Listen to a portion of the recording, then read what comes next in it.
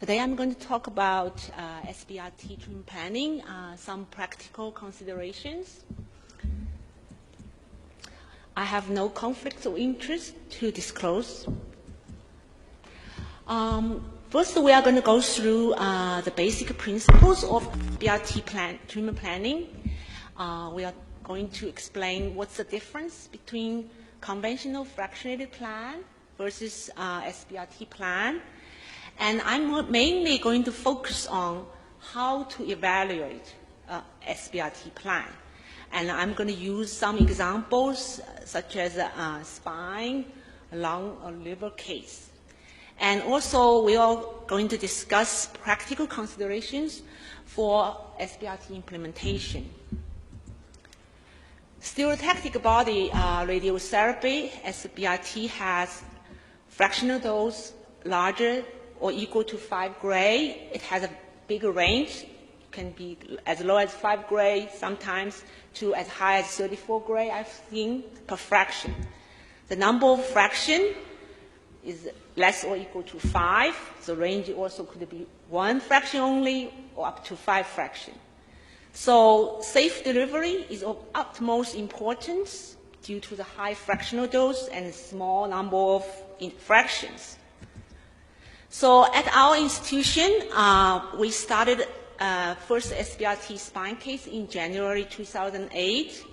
Then a couple months later, we implemented the SBRT lung, and later on liver. So we since have 2 new SBRT cases weekly, mostly the spine case. And we use variant trilogy or TrueBeam to deliver SBRT, and our treatment planning system is Eclipse. So here is a list of the current SBRT registry at our institution. We have a spine protocol, lung protocol, liver protocol, and I'm going to go through some of the examples in my talk. So all these protocols are based on the RTOG SBRT protocols, specifically RTOG 0631, the spine, 0813 and 0915, the lung protocol, and 0438, liver protocol. And these protocols actually specify very detailed requirements for treatment planning in terms of dose prescription, target coverage, and those constraints. So we find that these protocols are very useful for our clinic, the implementation. So the basic, we have the goal of SBRT treatment plan is to ablate tissues within the PTV for most of the SBRT cases, the lung, liver, and spine cases. These tissues we assume inside the PTV were not considered at risk for complications. So dose inhomogeneity inside the PTV was considered acceptable, actually potentially advantageous, and not considered a priority in plan design. So maximum dose, point dose up to 160% of prescription dose is very common for SBRT plans. So the main objective of the plan usually is to minimize the volume of those normal tissues outside the PTV receiving high dose per fraction. Because a 50% prescription dose is for a 20 gray times 3 lung protocol is 10 gray. That's a very high dose. So you want to minimize those covering the normal tissue outside PTV. Of course, you also have to meet lots of constraints for those limiting organs. So let's go through an example. So if you have a beam margin very close to the beam penumbra you use, say usually, so suppose you use a 5 or 6 millimeter margin around this PTV, your plan will have a very homogeneous PTV dose throughout. You'll have a maximum maybe point dose inside the PTV, maybe less than or close to 110%. But those fall off outside the PTV will be very slow. So the 50% volume of the prescription dose will cover lots of tissues outside the PTV. So if the beam margin is much less than the beam penumbra, say usually can do 0 or up to 2 millimeter margin, the result of the distribution will be you have a very inhomogeneous PTV dose. The maximum dose will be, say, close to 125% or more of the prescription dose. Then the dose fall off will be very fast outside the PTV. So let me go through, review an example for cranial SIS planning. So in cranial SIS plan, we know the homogeneity index, the ratio of maximum PTV dose to the prescription dose, increases as beam margin decreases. So if you have the beam margin get closer to 0 or 1 millimeter, you will have very inhomogeneous dose inside the PTV. So for example, if you have a 4 millimeter margin, your maximum PTV dose probably will be under 1.2 or 120%. But if you as the homogeneity index decrease below 1.2, say suppose you have 1.2 and you have less, the normal tissue volume receiving 50% of the PTV will, receiving 50% of prescription dose will increase sharply.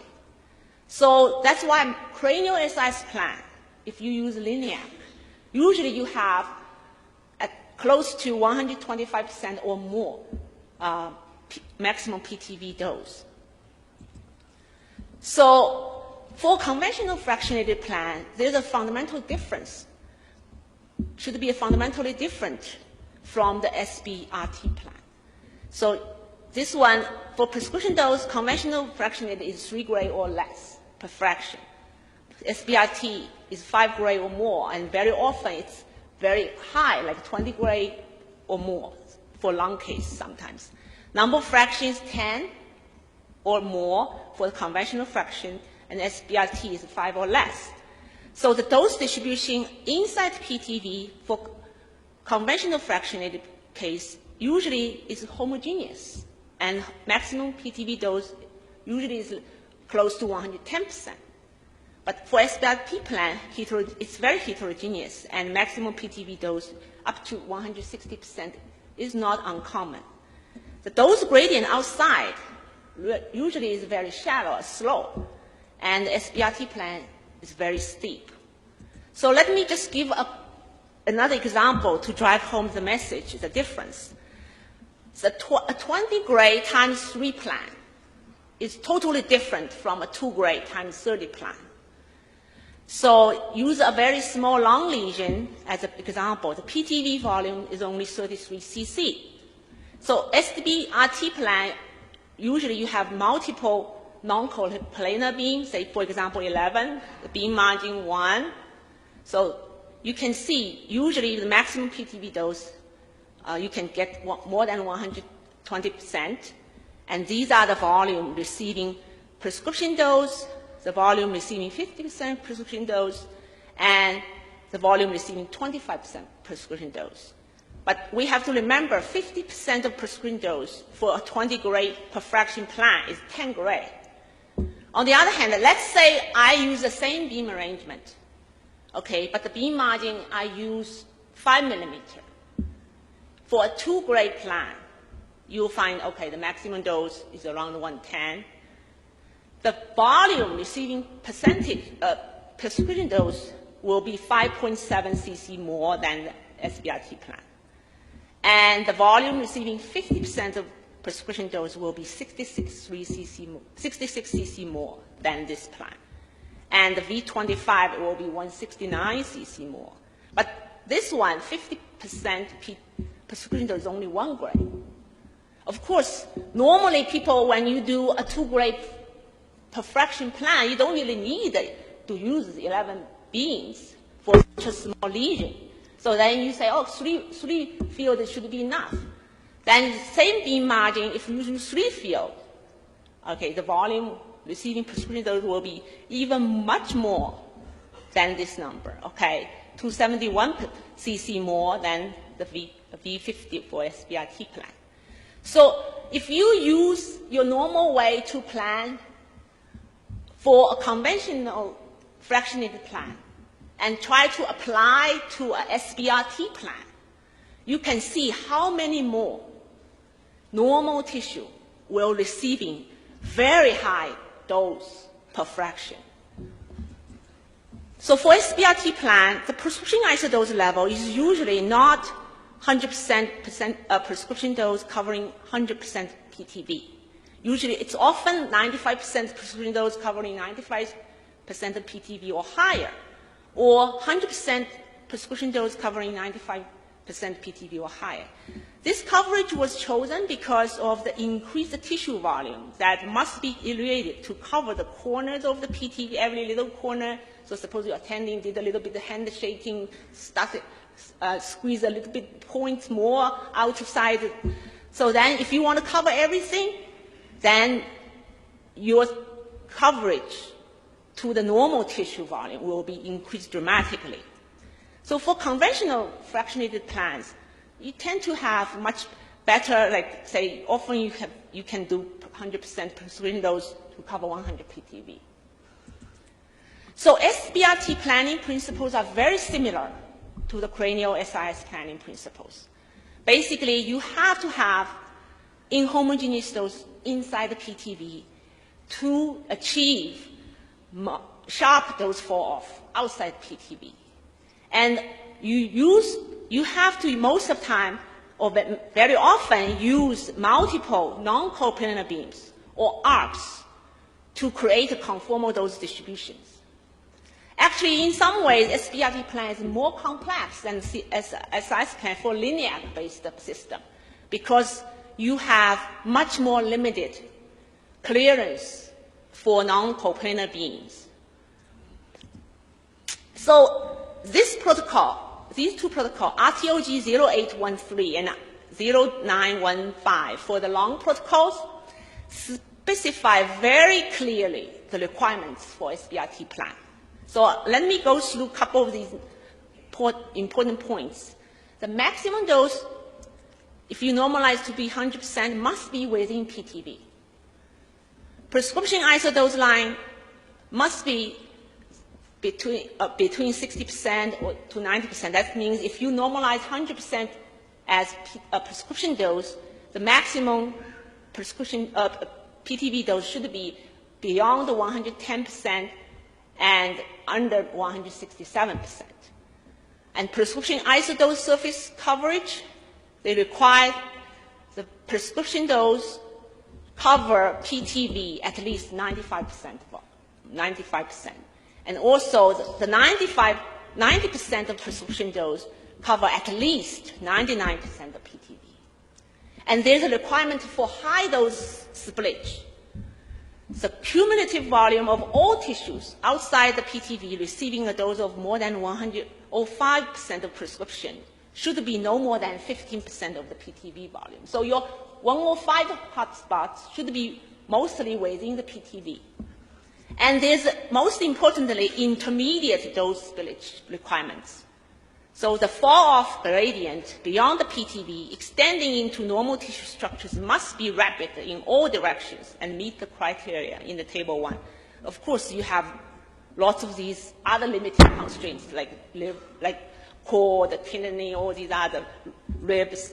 So this table, the so-called intermediate dose fall-off table, is very important. This is actually treatment planning part most difficult to meet. So there are a couple of important items here. According to the PTV, depend on your PTV volume, the ratio of prescription isodose volume to the PTV, usually defined as conformity index, should be less than 1.2. The ratio of 50% of prescription isodose volume to the PTV volume, that's R50, should be, depending on your volume size, between the less than these numbers. And the maximum dose in percentage of dose prescribed at 2 cm from the PTV in any direction, this is called D2cm, should be under this number if you don't have any violation. So depending on your volume, these are the requirements.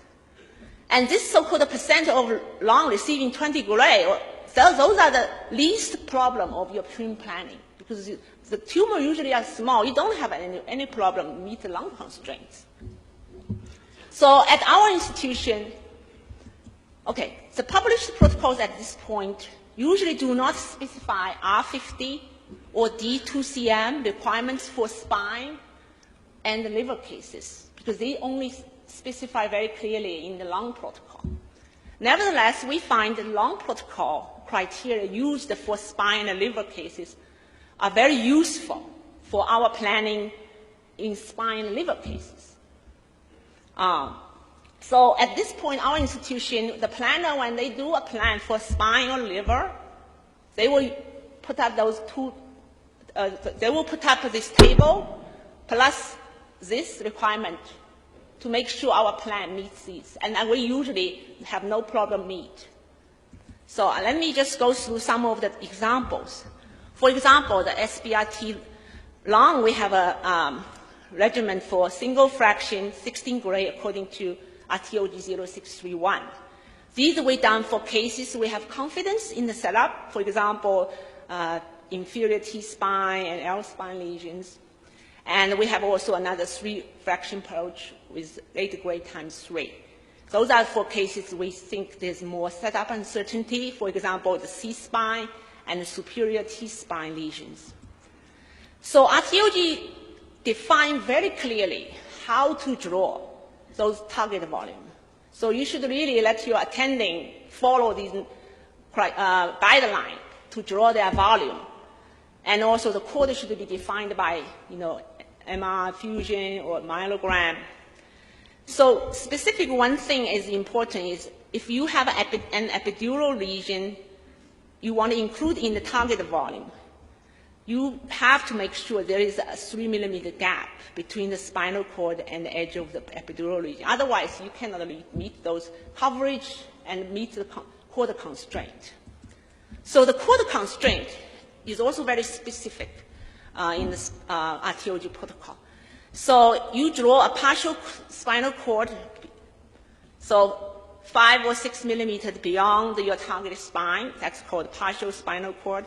And you will have to also draw a conventional cord, which is 10 cm beyond your target spine on superior and inferior side.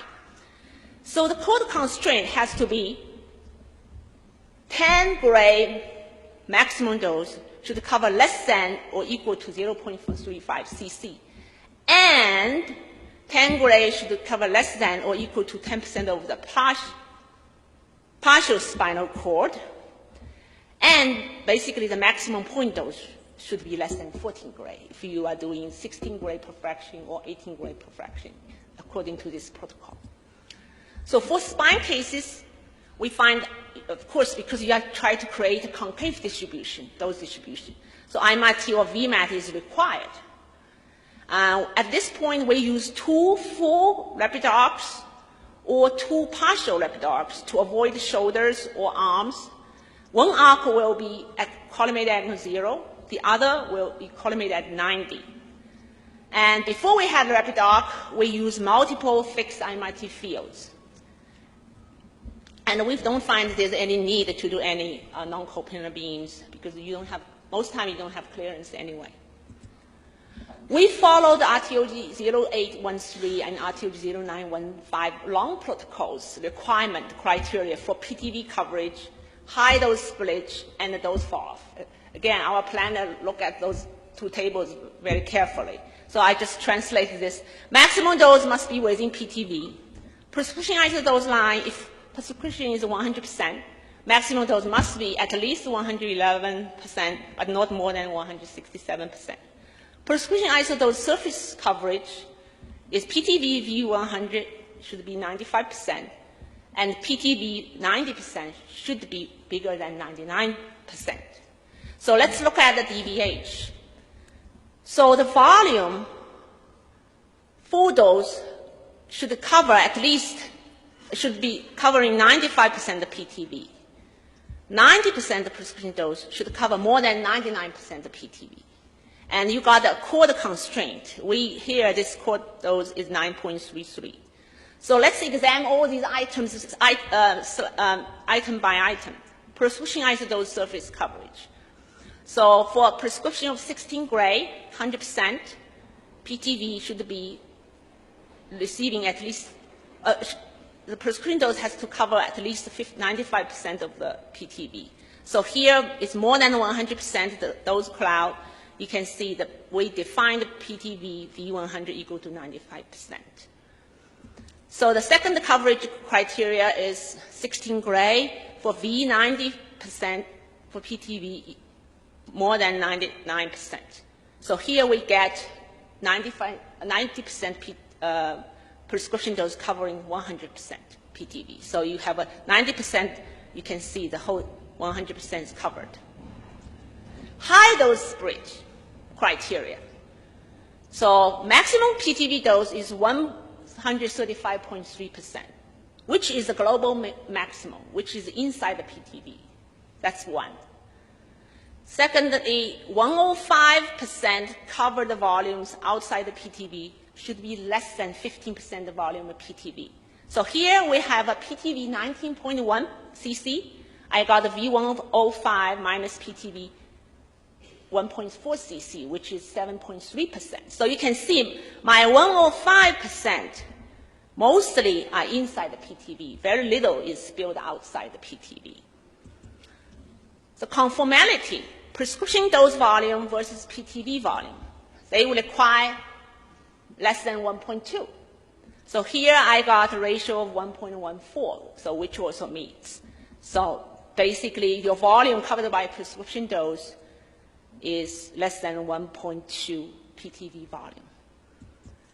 So the intermediate dose bridge, the R50 and the D2CM, for this volume of 19.1 cc, according to the protocol, you should be able to reach R50 less than 4.6, D2CM less than 52.7.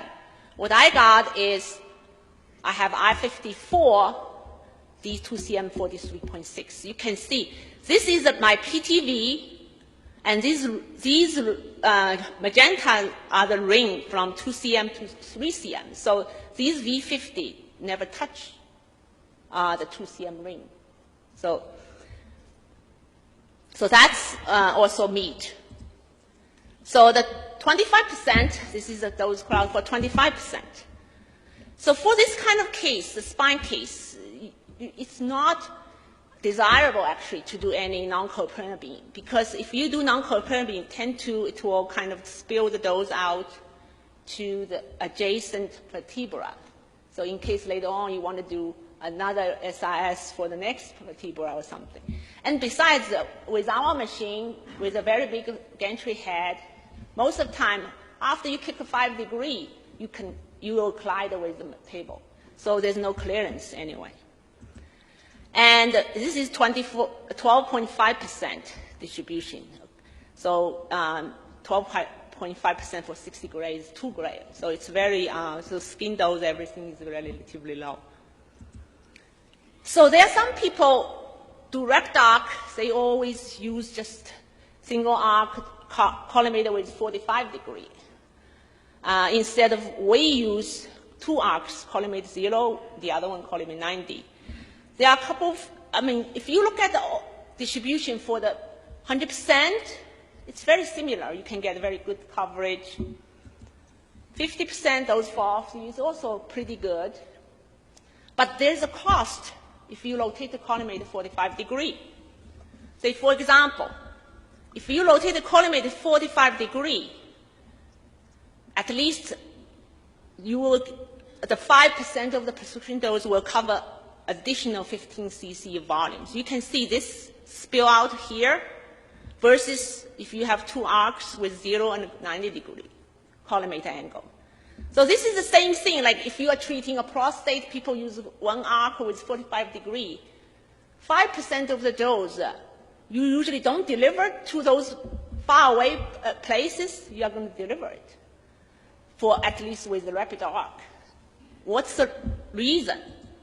Because if you want to treat a rotation, a target with a rotation field, your jaw opening, if your collimator angle is 45 degrees, will be much larger as square root 2. And your opening area will be twice as much as when you compare two collimators at 0 or 90. So these leaves will certainly produce much more leakage dose in the superior and the inferior. These parts should never be in your, outside of your jaw, usually. But now they are always under the leaf, which will produce leakage dose. And the other thing is the rapid arc at this point, they have unused leaf parked inside the jaw. It's different from the normal fixed MRT fields. Fixed MRT field, if you don't use this jaw, the jaw is parked, don't use these leaf, the leaf is parked outside the jaw. So, but these leaf, most of the time it's not going to be used because it's rotating different direction.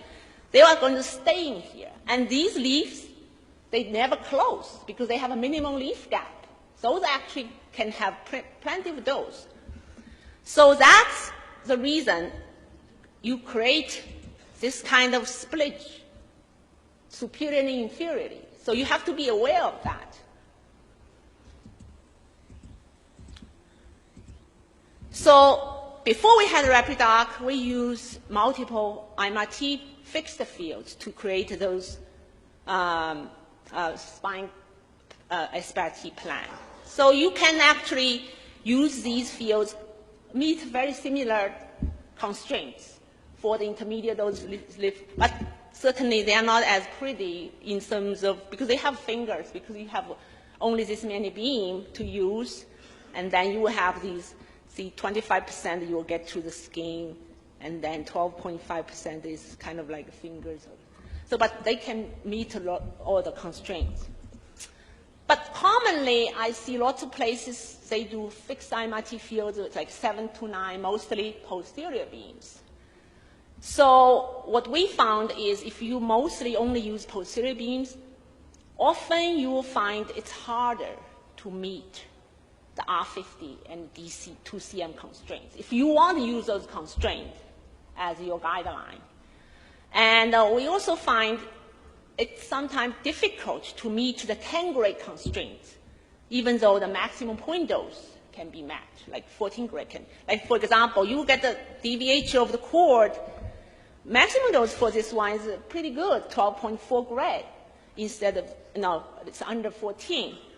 But the 10 grade actually covers 0.99 cc, and the 10 grade covers 11.9%. So this curve, instead of this kind of much lower kind of tail, it will be a little bit, so depends on whether you feel comfortable. You have to really push it a little bit to get that. Let's talk about the lung. So at this point, we have two protocols. We follow actually the RTOG 0618 for peripheral lesions, 3 fractions, 20 grade per fraction, and RTOG 0813 for 5 fractions with 10 grade per fraction for central lesions. For the lung, there are certain constraints for these 20 grade times 3. One of them is the ribs. So to prevent a rib fracture, the goal is 30 cc of chest wall volume should receive less than 30 gray. Think about it, 30 gray out of 60 gray. That is V50. So that's the 50% volume because it's 10 gray per fraction. For lung cases, it is often necessary to have non-coplanar beams to achieve fast dose fall off. We now use 3 partial arc rapid arc technique. Each arc at least 100 degrees and non-coplanar couch angle up to 20 degrees. Our machine, because the head is very big, we find beyond the 20 degrees very difficult to clear. So before we use the rapid arc, we use non-coplanar multiple field-in field or 3D CRT beam, conformal beams. So let me just go through, because this long lesion, peripheral lesion, has lateral kind of location. So for this case, it's a left lateral location and very posterior, close to the actual rib. The arc 1, I use gantry at the couch at 0, so you can go all the way to the back. So 170 to 30, and I kick the couch 15 degrees. The arc 2 is a partial arc of from 330 to 110, because you cannot go too much posterior once the couch is kicked, otherwise you collide. And the inferior arc is couch kicked another 15 degrees the other way, and you counterclockwise going up, so 110 to 330. So let's go through those exercises of how to evaluate the plan again. So prescription isodose surface coverage, 20 gray times 20 gray is the prescription dose. PTV, 100% dose is covering defined as coverage 95% of volume. So 100%, I'm covering 95% of the PTV. The other criteria is 90% of prescription dose should cover more than 99% of PTV. Here I got 90% to cover 100% of PTV. So you can see this is a PTV and the 2 cm ring still again here. So the coverage is 100% here. High dose bridge. So I have maximum point dose 135%, which is the global maximum, which is inside the PTV. And the second criteria, 105% minus the PTV should be less than 15% volume. At this point, I get 0.2%, 105% outside the PTV. So it's very little split of 105% outside the PTV here. And the conformality, you have a prescription dose volume versus PTV volume. So the criteria is less than 1.2. So I get a 1.02. So it's pretty conformal here at above 100 here. And then intermediate dose split. This is actually the most difficult constraint to meet. So here at this point, the PTV is 40.2 cc. According to the protocol, R50 should be less than 4.2, and D2CM should be less than 59.6%. So you have this 2 cm ring here. You can actually touch this a little bit. So what I got is my R50 is 4.2, which is just to meet the criteria. And D2CM, I get 52.6, which beats this criteria. So at this point, the rib dose constraint is your V50, because you want a 30 gray less than, how many cc? So basically 30 gray is 10 gray per fraction. So if you don't meet these R50, very often you violate the rib dose constraint. So if you, so that's very important.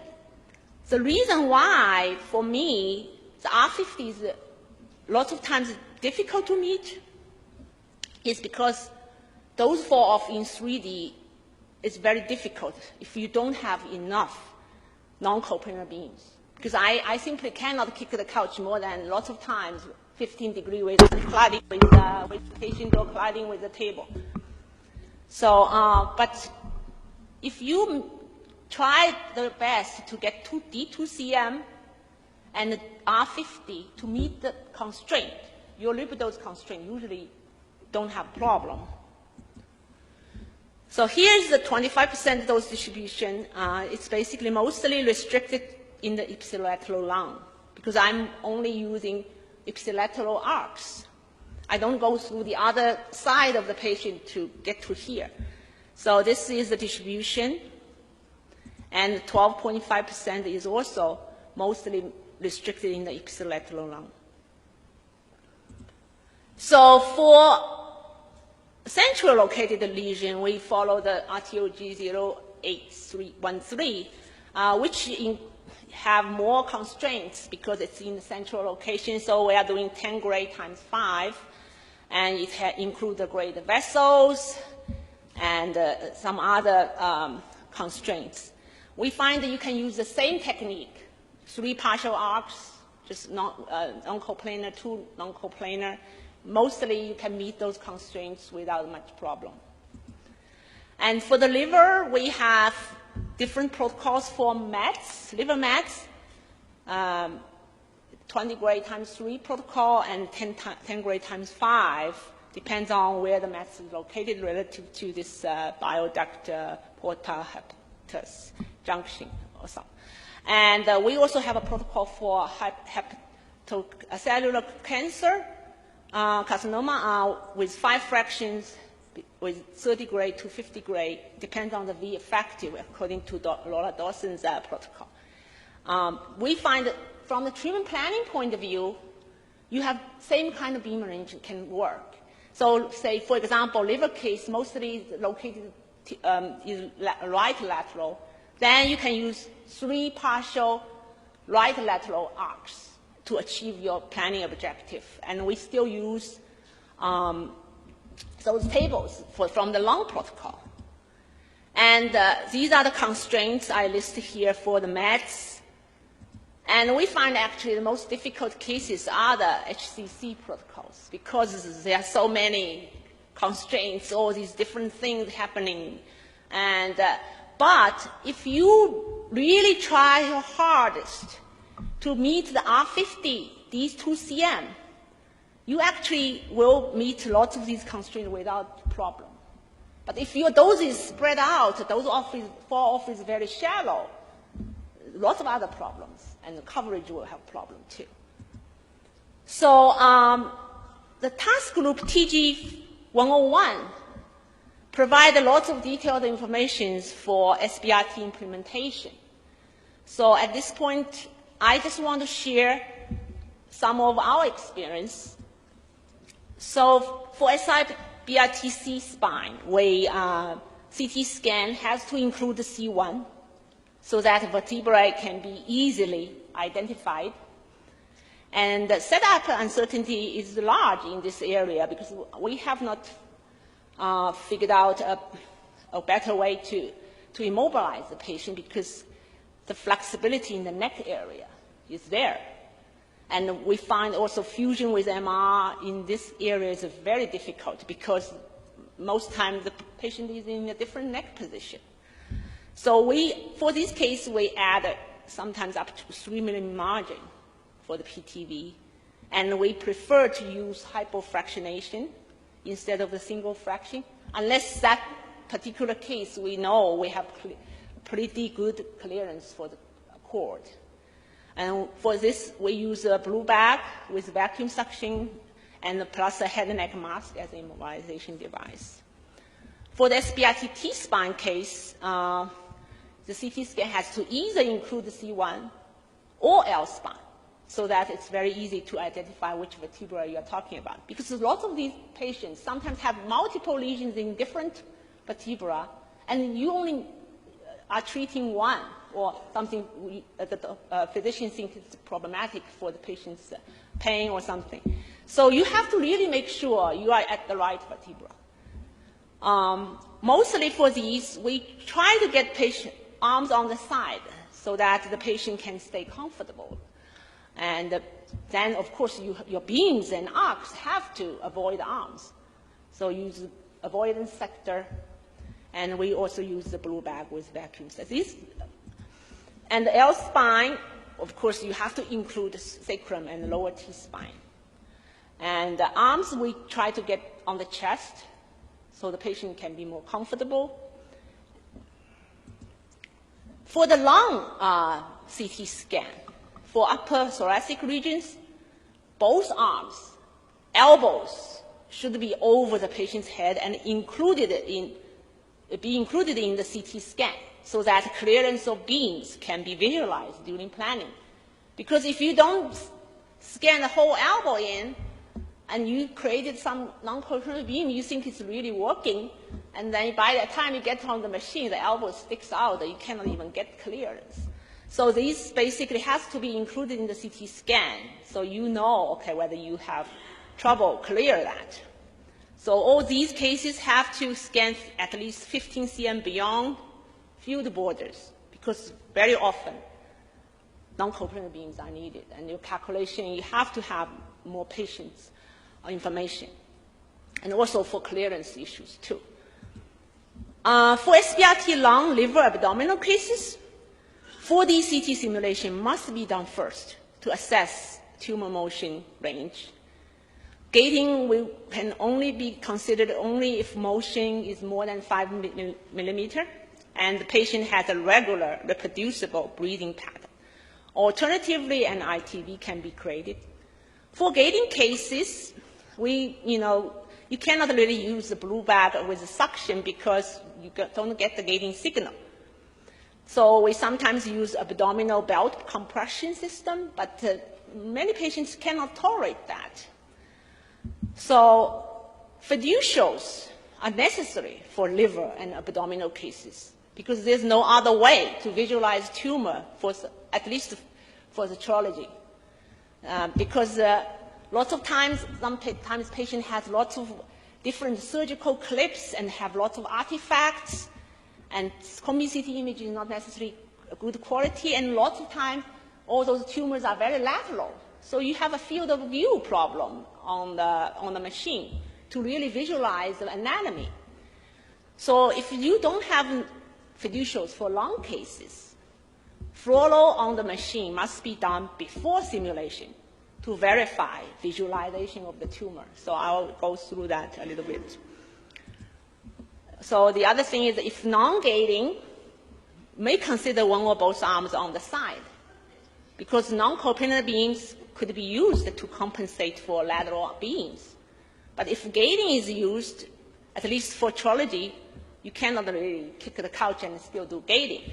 So only coplanar beam can be used for some machines. So arms on the side could further limit your beam arrangement. So VMAT, after we use the VMAT, we find it's a very good option. But for some machines, certainly you cannot combine the gating with the VMAT. Gating plus fixed beam MRT or enhanced dynamic wedge is not as advisable because it takes way too long to deliver. So if you want to use some 1 or 2 segments, use field-in-field instead if you must use it. Beam arrangement should always consider collision possibility. For lateral tumors, you have to keep beams, arcs on the ipsilateral side. So if no fiducials, you should create fluoro beams aperture that hugs the GTV to help you visualize and verify that your setup is correct. I'll show you an example. If there is fiducial, what we do is we contour the fiducial, create a fluoro beam aperture with fiducial as a corner. So when you do the fluoro, you know exactly where your fiducial should be and whether it matches. And combined CT alignment with the GTV, for those cases, bony landmark is secondary. You line up with the GTV instead of bony landmark. But it should be, the bony landmark should be agreeing with everything within a CM, because if you deviate too much, that means the patient is rotated wrong or something. You have to reset the patient. Combined CT sometimes will not align well with the average CT sim. Sim CT due to breathing variation. Also, combined CT is pertained for all the phases. When you are gating, you only gate certain phases, so they don't really match. Fluoro to verify position after combined CT before you treat. Fluoro between fields to monitor setup consistency. So let me go through. So invariant machine, you can, under the fluoro, only the MLC shape outline. So we create a setup field in AP view with this shape hugs the GTV. So under the fluoro, you will see this red sign says gate closed. Green will gate open. The GTV will be visible on the screen with the throttle on. So our goal is for GTV to match MLC shape when beam is on. So you can see open gate, close gate, open. So when the throttle is on, you will see that our objective is to have the GTV hugging. See the green?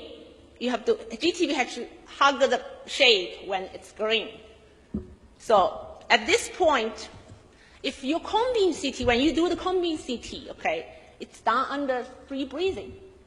Under free breathing, even if you have the fiducials, if you don't line up correctly, you will have trouble actually set up patient correctly. For example, if you most people get the exploration phase, and the cone-beam CT is done for free breathing. So you should align the patient superiorly with the fiducial or with the GTV, not in the middle. So the superior position will represent actually the gated phase. So let's look at this example. This is after cone-beam CT. Before we treat, we do throttle to verify. Make sure our beam, our setup is at the GTV. So take a look. Gate, open, and the patient's GTV is low. That's after cone-beam CT. Everything we thought is lined up. But the therapist did not align superior part of the cone-beam CT with gated CTCM tubes. So they did a middle one.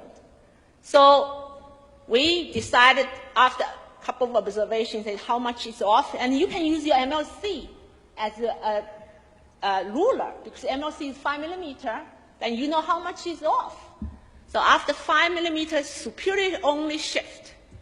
Take a look. Gate close, gate open. So your GTV is exactly hugging your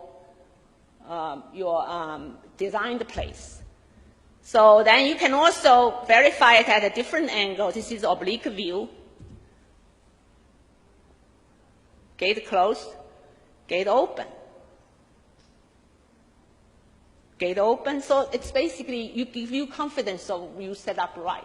So from that time on, I always make sure the therapist align either fiducial or the GTV superiorly to the cone-beam CT. Then you always get perfect.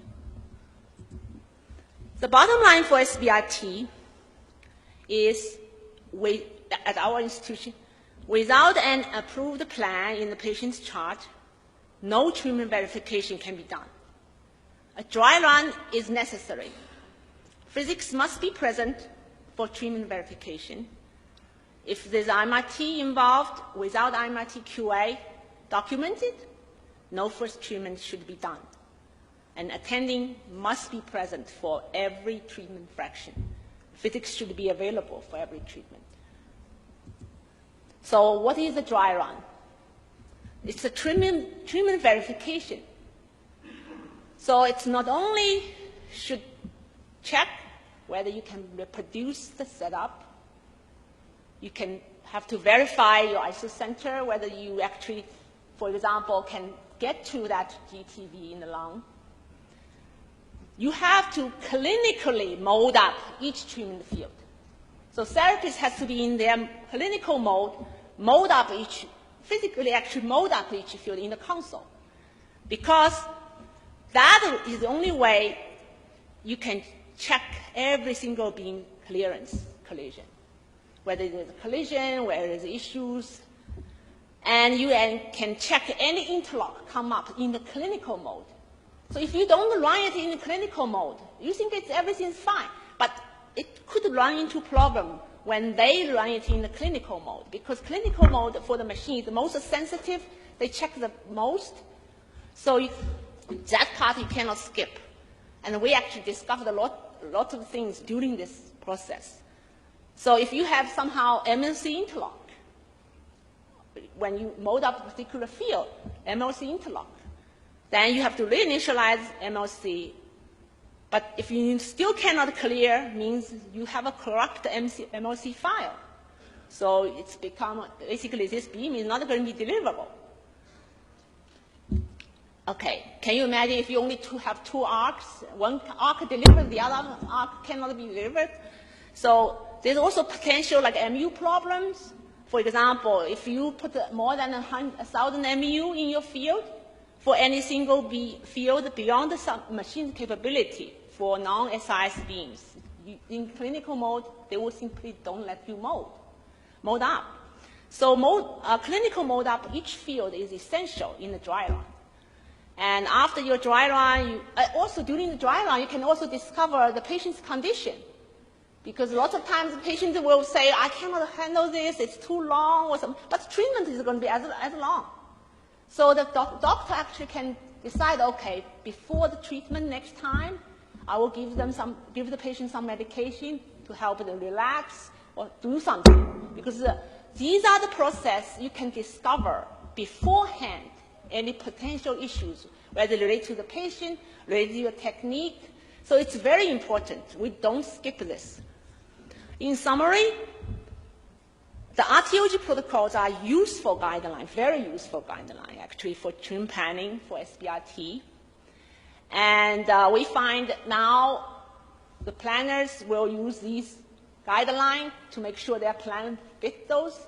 And when I check the plan, I also open up those guidelines to see whether every single part is met.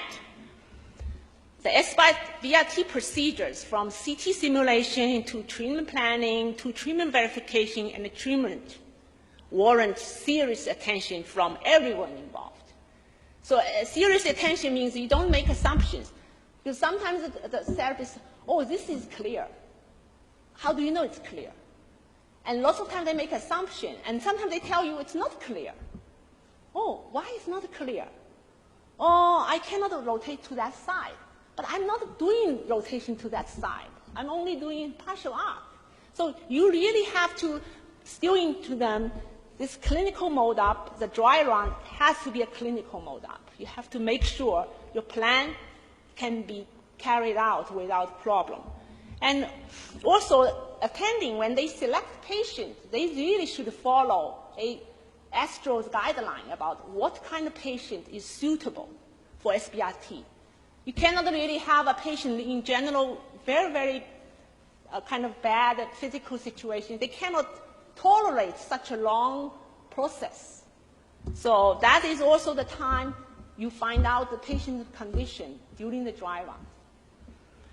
And we find, okay, establishing clear protocols for your own institution is necessary for the safe delivery of SBRT. So even though at this point we're participating in the RTOG trial for 0631 for spine, but even though we're not participating for the lung protocol or the liver protocol, you can actually use this protocol, establish your own protocol, just make sure your institution, everybody is trying to follow this protocol.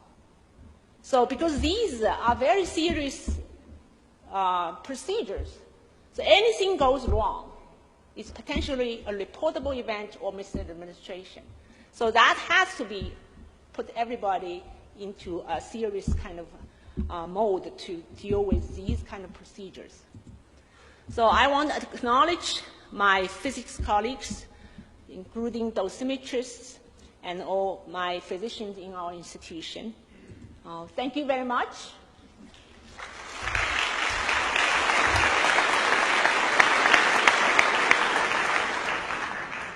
If you have any questions, I can have, I don't know. I have one question for you. The RTOG protocols also insist that the minimum field size should be 3.5 by 3.5 for lung protocols. Mm-hmm. How do you handle that in VMAT cases where you have no control over it? Basically, the MLC could have any peculiar shape, definitely very less than that. No, actually, if you set, that's why another important thing for rapid arc is make sure your isocenter has to be placed in the middle of the tumor. If you have that, you don't have a problem with the jaws. But if you place your isocenter not in the center, it's like a lollipop you rotate it, it's very little change for the jaw. It's very small jaw. But if you put your things outside, so rotate this way, then the jaw is very big. No, I'm not worried about the jaw size. I'm worried about the MLCs, which may basically create shapes which are much more smaller than that. You can have jaws as much if you have multiple non-coherent image, you don't have this problem.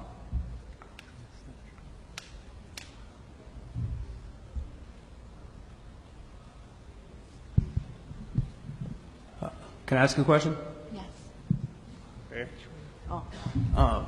First of all, I want to thank you. I think that was a very educational presentation. Thank you. And I know for myself, first time planning SBRTs, it's a little overwhelming, because it's a high risk, high reward scenario. You miss that tumor, plan something wrong, it's going to be pretty bad. And I agree. I think the protocols give a lot of good guidance. So I want to make one comment that I have at University of Virginia, we did a spreadsheet that kind of automates some of the calculations of some of those parameters like high dose spillage and low dose spillage, and looks up from the tables for you. And so if anyone would like that, I'll be sitting in the back. I'm happy to share it with you. Our distinguishers use it to evaluate plans on an incremental level and help them kind of get the best plan we can. So that's a shameless plug.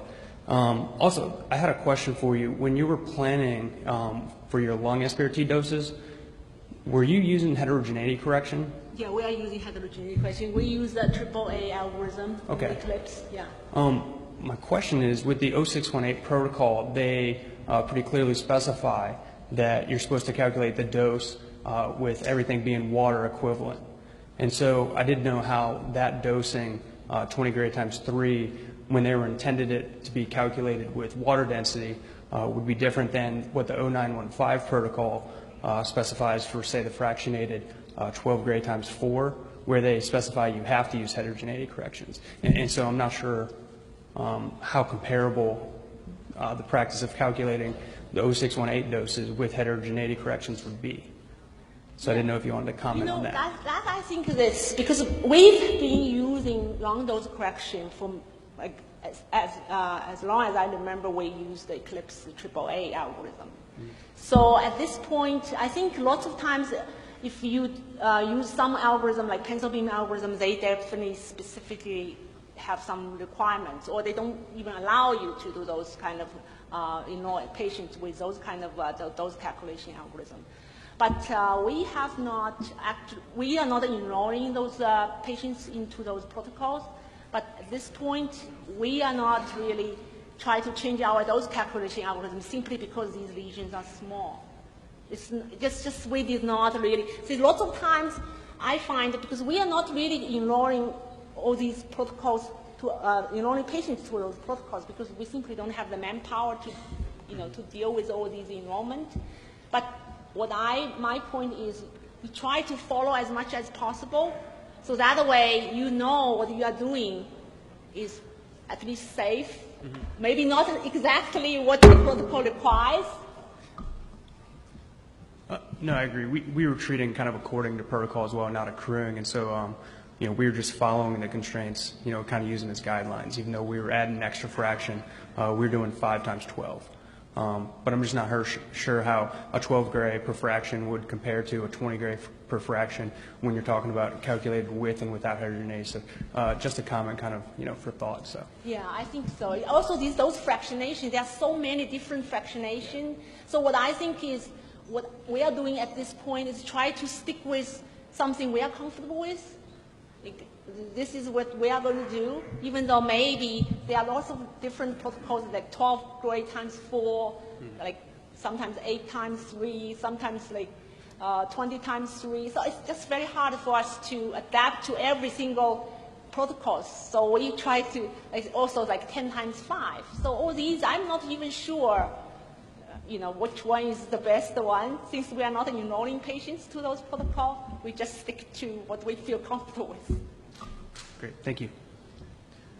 Yes, I have a question. I'm wondering if you have any concerns about the interplay effect of the MLC motion and target motion using VMAT or using RapidArt for lung SBRT. Yeah, actually, we had done a study. It's published.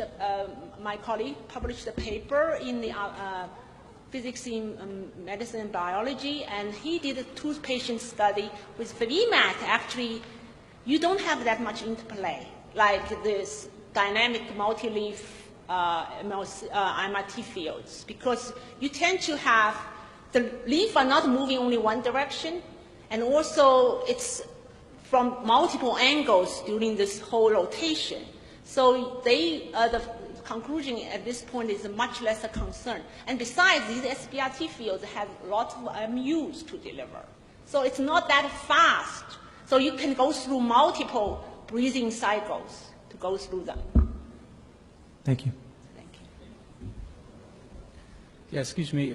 Just for clarification, when you were showing the fluoro, were you gating or just? Actually, you can only show the actor on the barrier machine during the gating. If you are not gating, they don't show you. Which is So that's, yeah, because I'm not familiar with that kind of application. So the moment you were holding, it was a gating treatment. Is that what it was? This long case is a gating treatment. Yeah. Thank you. Thank you. I was wondering if you worry about interleaf leakage for 0-degree collimator angle for rapid arc plans, and if you take into account like couch attenuation for particularly for the SBRT spine treatments. Yeah, we actually just do the variant, standard this couch. They attach the couch structure, and you calculate the code based on that. But honestly, we never really did a vigorous study saying how accurate the couch structure is. Representing the real attenuation, but we definitely fix the